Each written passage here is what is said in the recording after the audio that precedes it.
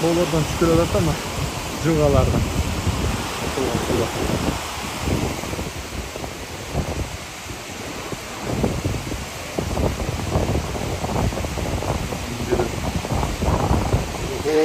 Құдай шықпасын.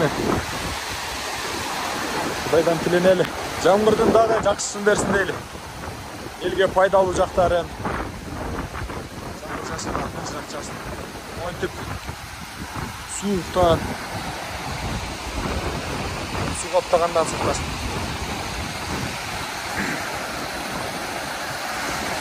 Папанда ушинтип жаңбыр жаап, жүрүп атканы көп.